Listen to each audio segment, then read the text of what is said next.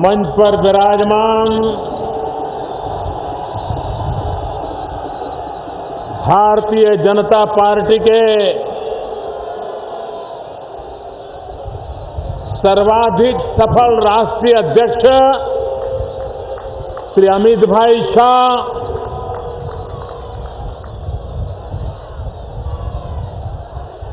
दिल्ली प्रदेश Bharatiya Janata party के अध्यक्ष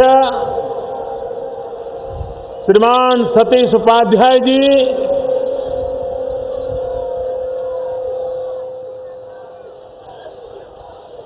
मंच पर विराजमान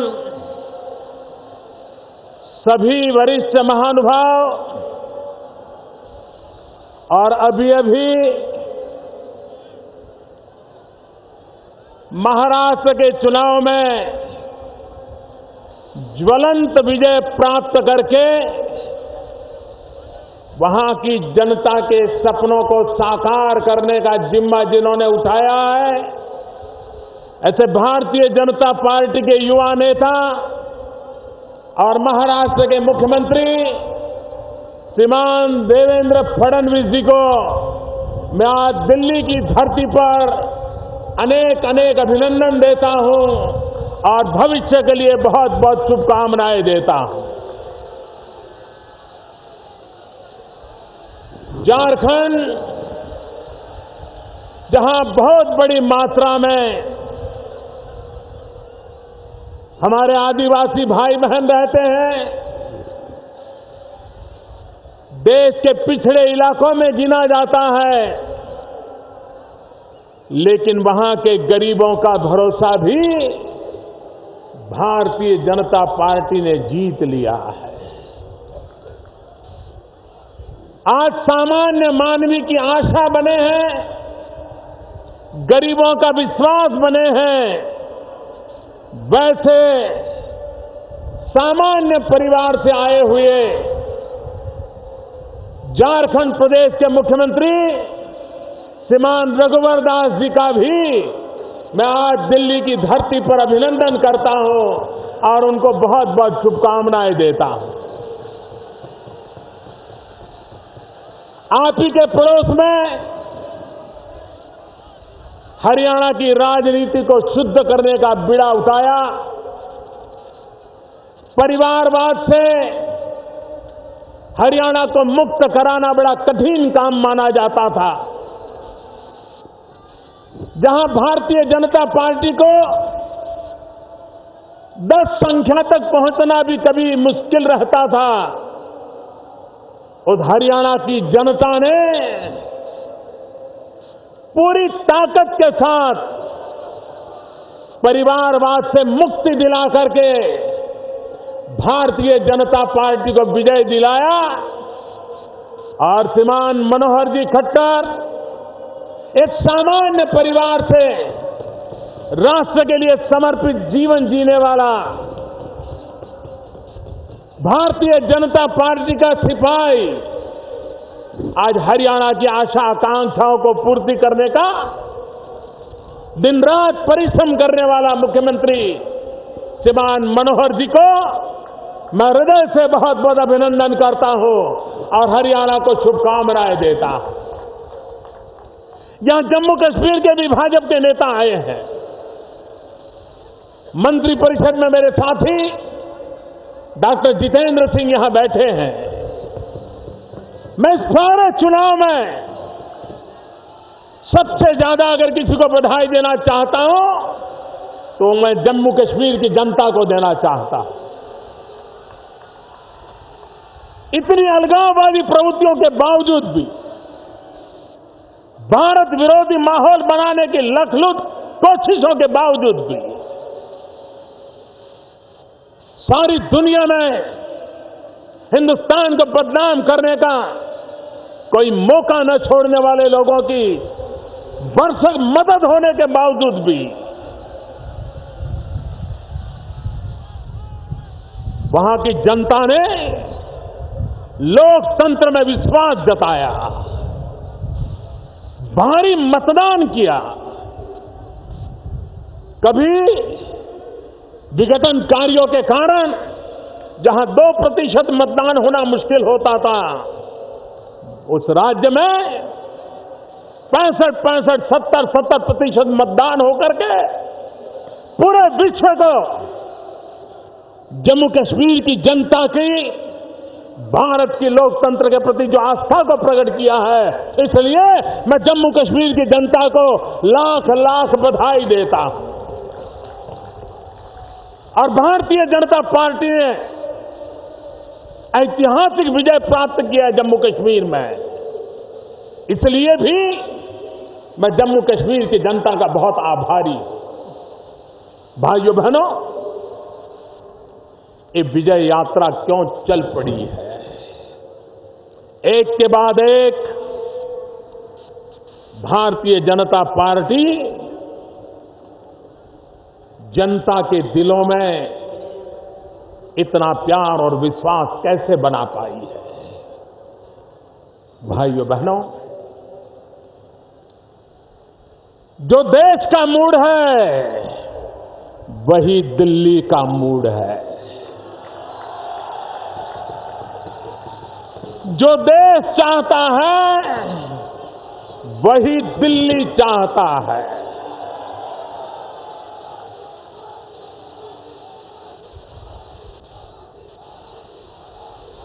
मैं एक बार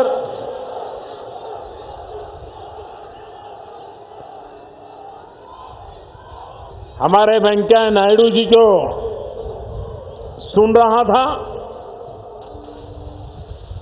और मैं हैरान था कि हमारी सरकार के अर्बन डेवलपमेंट मिनिस्टर वेंकैया जी को जितनी जानकारी हैदराबाद की है, जितनी जानकारी विशाखापट्टनम की है, जितनी जानकारी विजयवाड़ा की है, क्योंकि वो आंध्र के हैं, मैं हैरान था।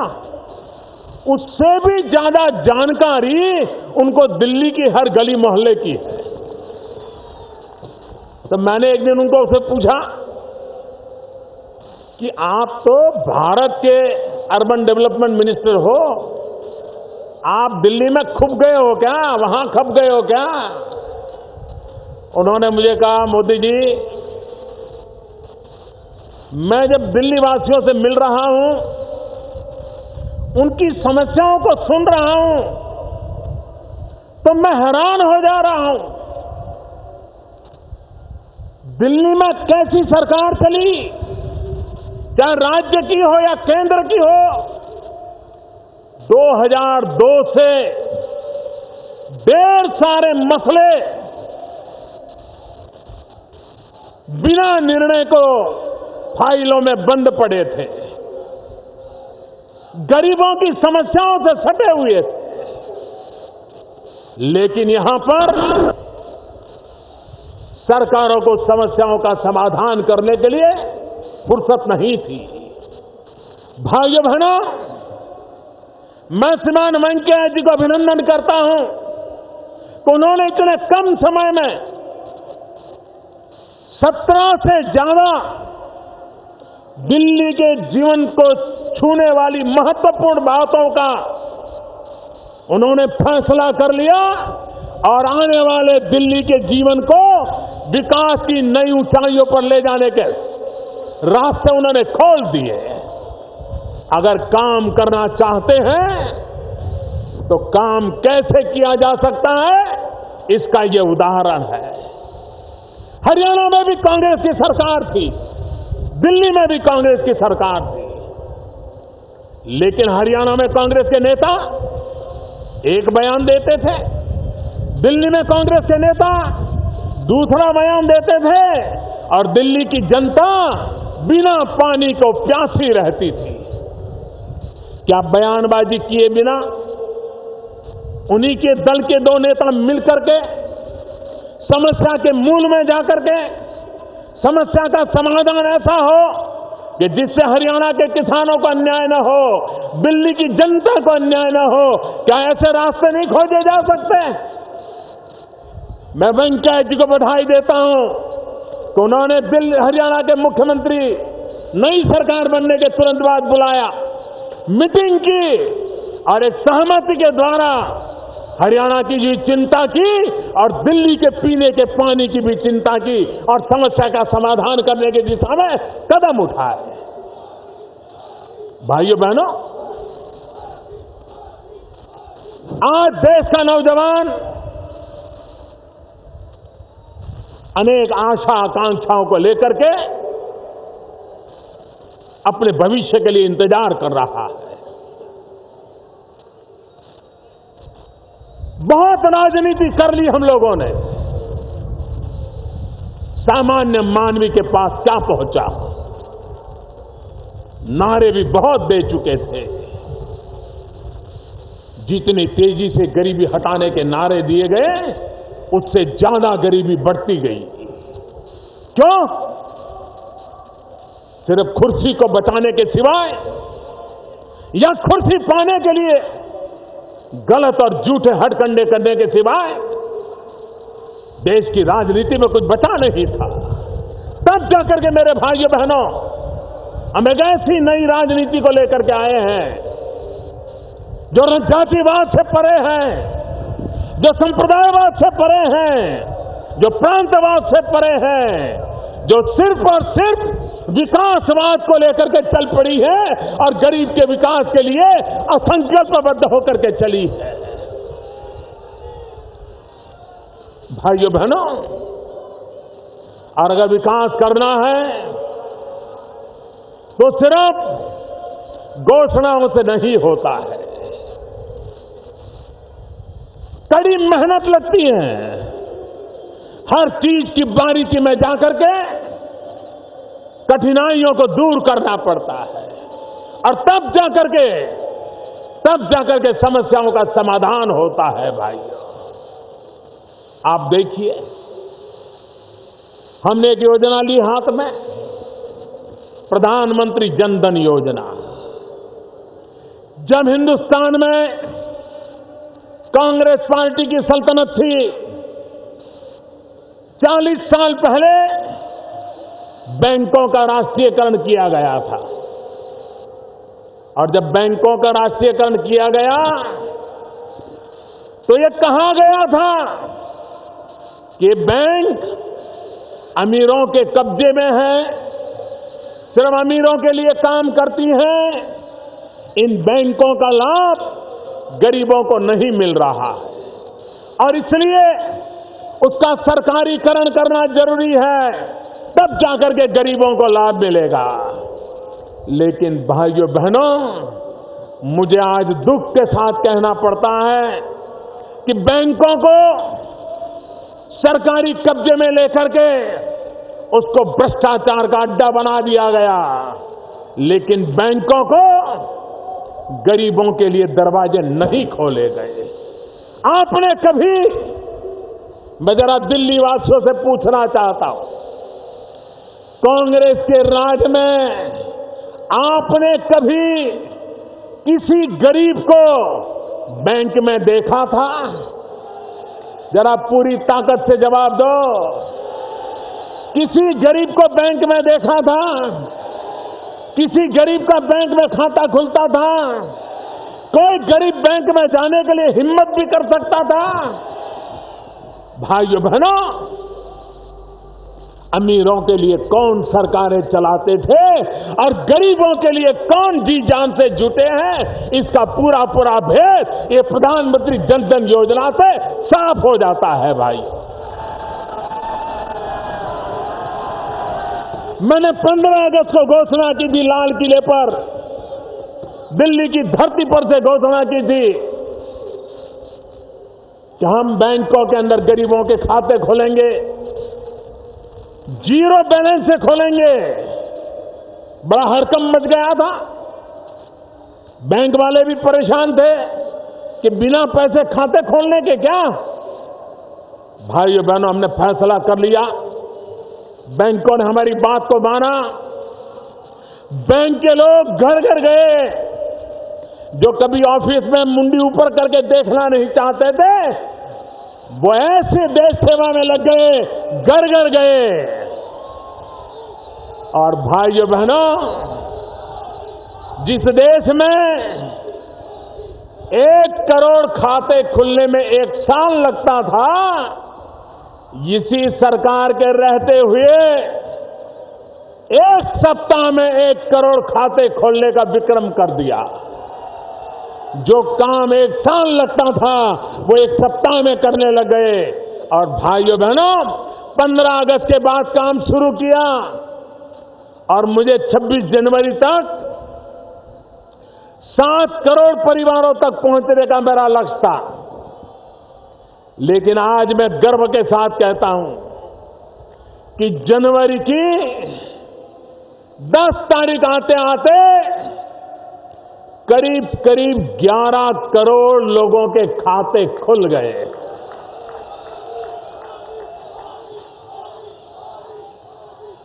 और भाइयों बहनों, हमारे देश के गरीबों की अमीरी देखिए। गरीब दिल का कितना अमीर होता है। हमने तो कहा था कि 0 बैलेंस से बैंक अकाउंट खुलेगा,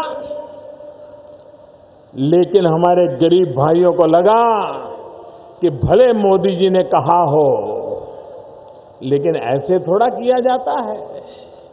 गरीब है तो क्या हुआ, थोड़ी कठिनाई झेल लेंगे, लेकिन 0 बैलेंस से खाता नहीं खोलेंगे।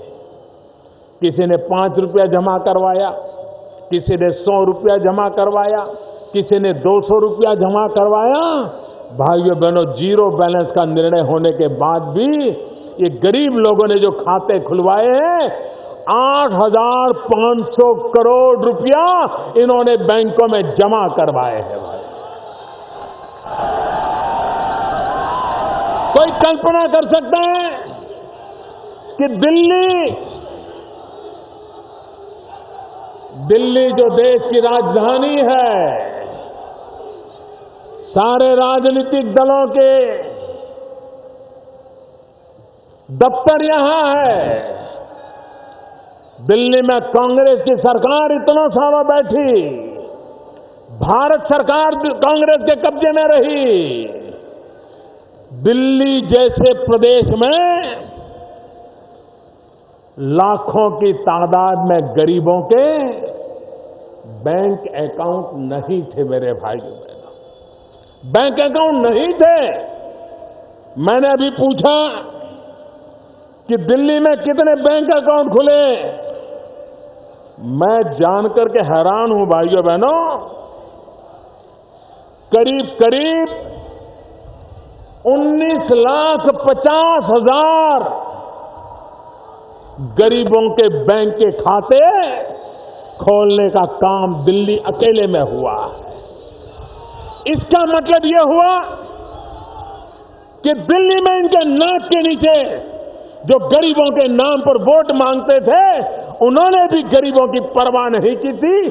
करीब करीब 20 लाख परिवार बैंकिंग सेवा से वंचित रखे गए थे। वो काम हमने पूरा कर दिया। और भाइयों बहनों, सिर्फ खाते खोले हैं ऐसा नहीं है।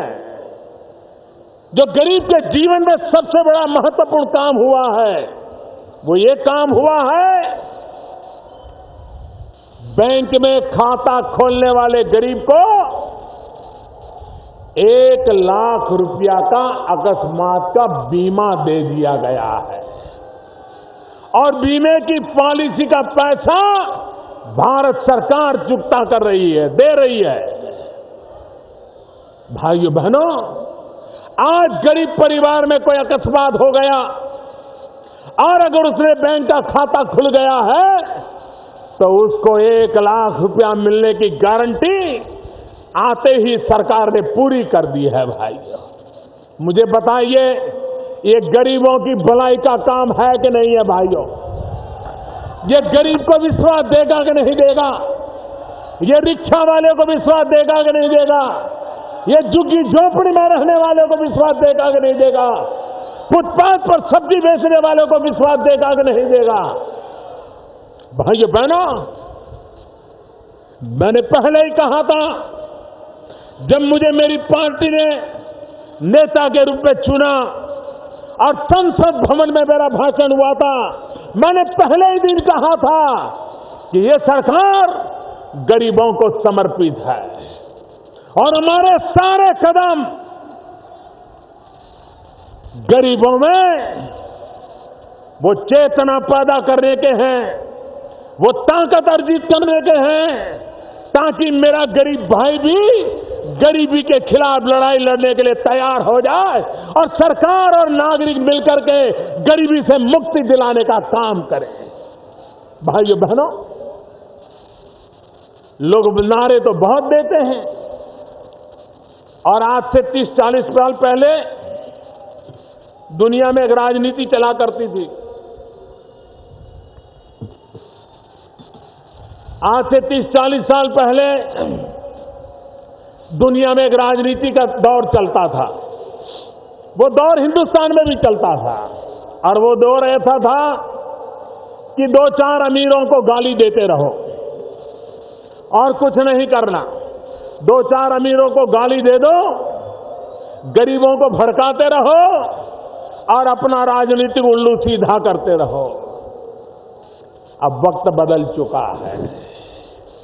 अब गरीब 2-4 अमीरों को गाली देकर के खुश होने वाला नहीं है।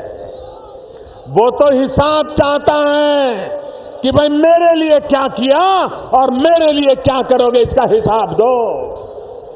भाइयों बहनों, बिजली सस्ती मिले, पहले बिजली मिले तो, अगर बिजली नहीं है तो बिजली का बिल आने वाला ही कहां है। हमने 2 दिशाओं में काम उठाया है। हम जिस प्रकार से बिजली के काम को उठाया है, हम दिल्ली में से ये जनरेटर की आवाज बंद कर देंगे। भाइयों बहनों,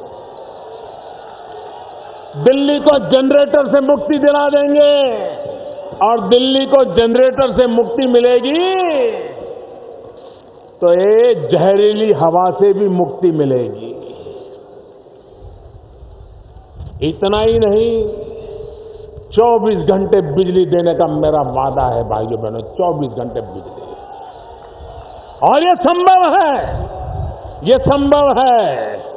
और दूसरा, जिस टेक्नोलॉजी को लेकर के हम लगे हैं, अभी हमारे पीयूष जी ने आपको विस्तार से बताया होगा, अगर आपके घर में 2 बल्ब है, 2 बल्ब, मैं बड़ों लोगों की बात नहीं करता हूं, गरीब के घर में 2 बल्ब हो और अगर जो सरकार बल्ब देने वाली हो लगा दोगे तो साल का 300 रुपया बिजली का बिल वैसे ही कम हो जाने वाला। भाइयों बहनों, झूठे वादे करके, भड़काऊ भाषण करके गरीब के भले नहीं होते, उसके लिए ठोस योजनाएं होती है। बिजली के अंदर हिंदुस्तान में पहली बार हम एक क्रांतिकारी कदम उठाने वाले हैं। अब तक हिंदुस्तान में इस प्रकार के कोई सोच, कोई कल्पना नहीं कर सकता है।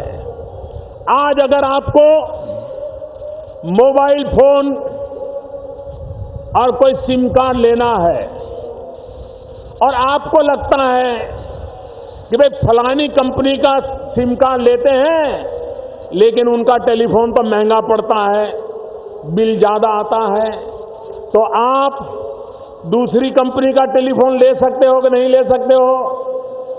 जरा बताइए, ले सकते हो कि नहीं ले सकते हो? आसानी से ले सकते हो ना। और बाजार में पता चले कि भाई ये तो और महंगा है, अभी कोई सस्ता आया है, तो तीसरा भी बदल सकते हो कि नहीं बदल सकते हो? आराम से बदल सकते हो ना। भाइयों बहनों, जैसे मोबाइल फोन में आप आराम से अपना सर्विस प्रोवाइडर चुन सकते हो, सस्ते से सस्ता फोन का चार्ज करने वाला फोन का कनेक्शन ले सकते हो, उसी प्रकार से दिल्ली में हम ये योजना करने वाले हैं कि अगर मान लीजिए 10 कंपनियां यहां बिजली बेच रही हैं और अगर आप चाहते हो कि हमें इससे बिजली नहीं लेनी है, वो सस्ती देता है, हम उससे लेनी है, तो आप ले सकते हैं, व्यवस्था हम करने वाले।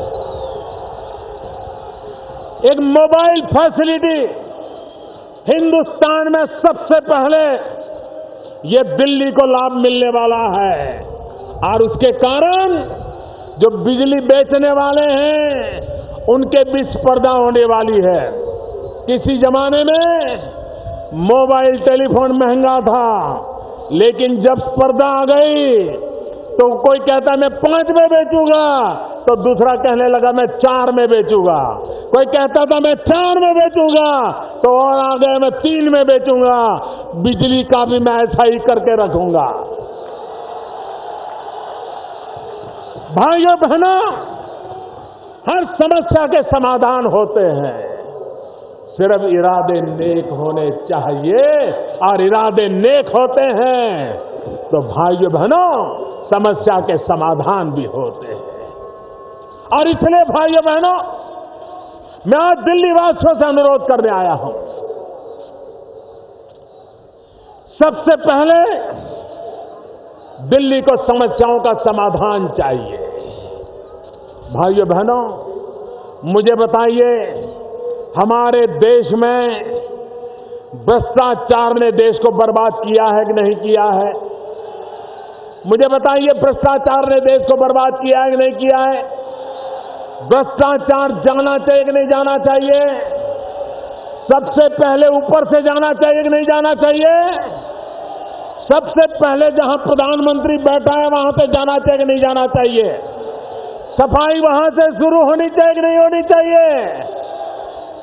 मुझे बताइए भाइयों बहनों, मैं दिल्ली में रह रहा हूं आपके बीच में 7 महीने हो गए, कोई शिकायत आई है? कोई शिकायत आई है?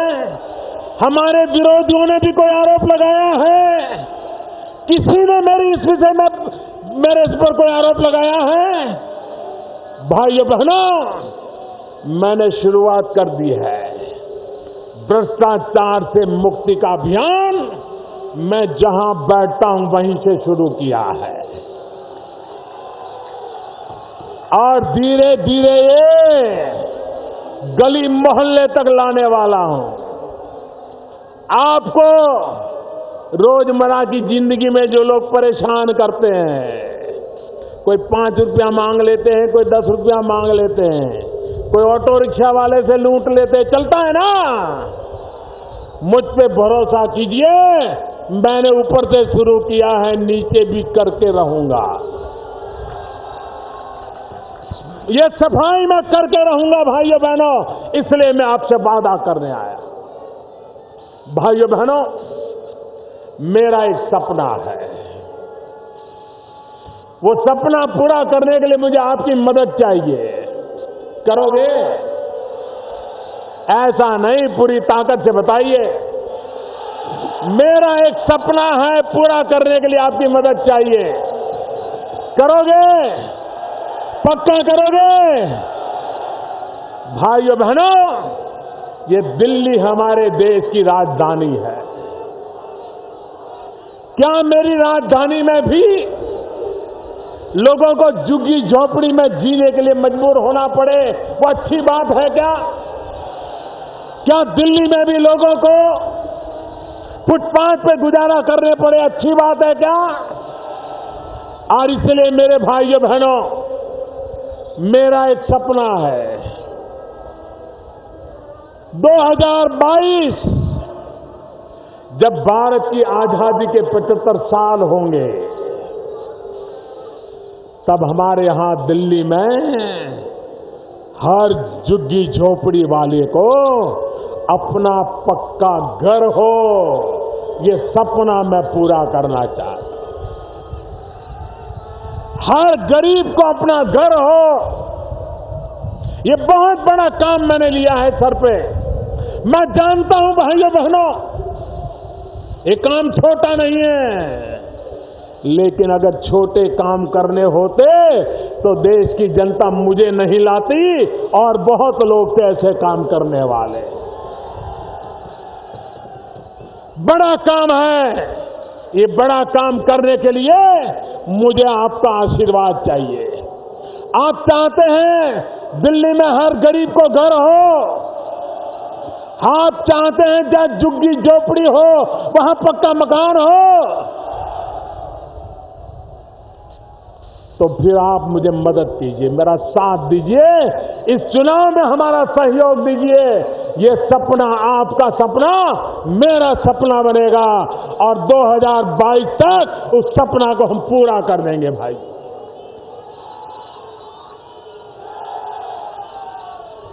भाइयों बहनों,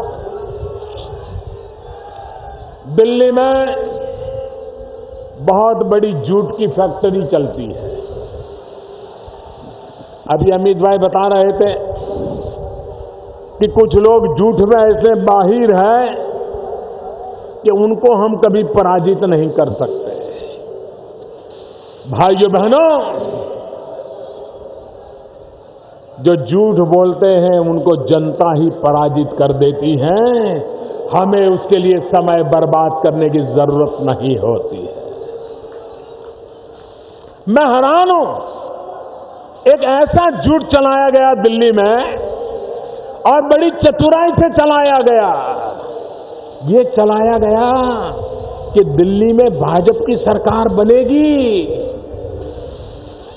तो सरकारी मुलाजिमों की रिटायरमेंट की उम्र 58 वर्ष कर दी जाएगी। ये किसके दिमाग में से पैदा होता है भाइयों? ये झूठ कौन फैला रहा है? भाइयों बहनों, मैं जानता हूं सरकार ने ऐसा कभी सोचा नहीं, सरकार ने कभी ऐसा कहा नहीं, और फिर भी दिल्ली सरकार ऐसा करने वाली है। इस प्रकार की झूठी बातें फैलाई जा रही है। मेरी दिल्ली वासियों से इतना ही कहना है, हर दिन एक नया झूठ मैन्युफैक्चर होगा। भ्रमित करना यही उनकी राजनीति का तरीका है, झूठ फैलाना यही उनकी राजनीति का तरीका है। और इसलिए मेरे भाइयों बहनों, अगर कुछ कहना है, जरूरी लगता है, तो मोदी कभी पीठ में छुरा भौंकने वाला इंसान नहीं है।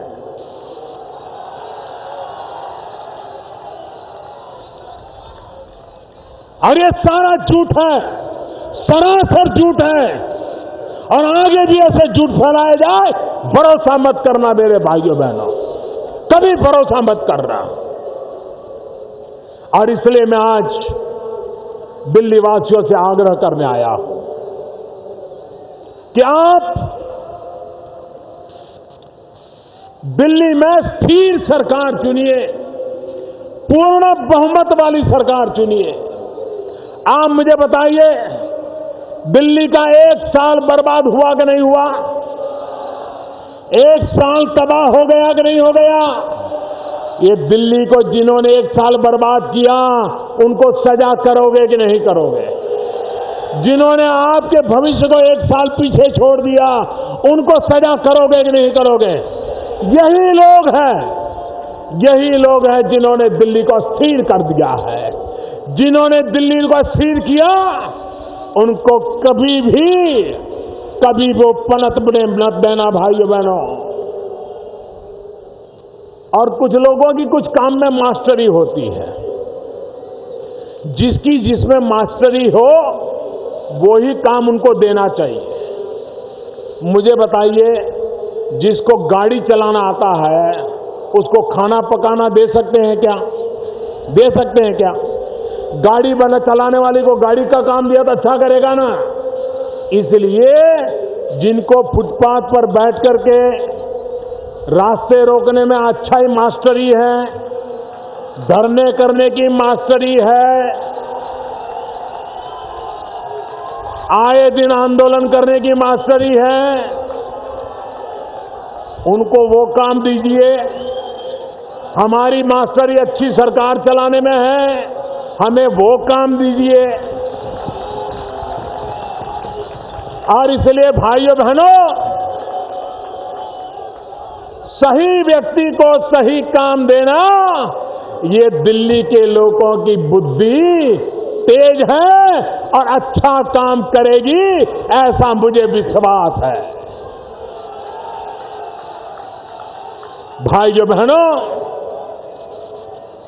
आप मुझे बताइए, आपने कभी ऐसे राजनेता देखे हैं जो खुद कहें कि हां मैं एनार्किस्ट हूं,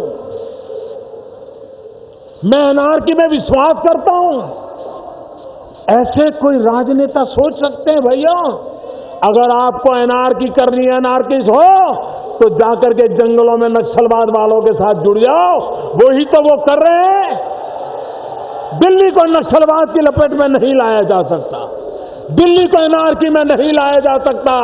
यहां सभ्य समाज रहता है, देश की राजनीति यहां से केंद्रित होती है। विश्व में दिल्ली की एक शान होनी चाहिए, उस शान को एनार्की की तरफ नहीं जाने देना चाहिए। भाई, एक सुशासन चाहिए, दिल्ली को व्यवस्था चाहिए, दिल्ली को जवाबदेह लोग चाहिए, जवाबदेह सरकार चाहिए। अनारकी से दिल्ली का भला नहीं होगा और दुनिया में हिंदुस्तान की छवि बर्बाद होकर के रहेगी। और इसलिए भाइयों बहनों, हमारी जिम्मेवारी है, दिल्ली को बचाना भी है, दिल्ली को बढ़ाना भी है, दिल्ली को आगे बढ़ाना है, दिल्ली को नई ऊंचाइयों पर ले जाना है। और मुझे विश्वास है कि दिल्ली जनता के आशीर्वाद के द्वारा भारतीय जनता पार्टी के नेतृत्व में एक मजबूत स्थिर सरकार बनेगी। और ये मजबूत स्थिर सरकार गत 1 साल की जो खाई है उसको भी भरेगी और दिल्ली के पिछले 15 साल से जो सपने अधूरे हैं उन अधूरे सपनों को भी पूरा करेगी। और दिल्ली की जनता, दिल्ली का नौजवान जिस नई ऊंचाइयों को पाना चाहता है उसको भी पार करेगा। इसी विश्वास के साथ दिल्ली वासियों को मेरी बहुत बहुत शुभकामनाएं।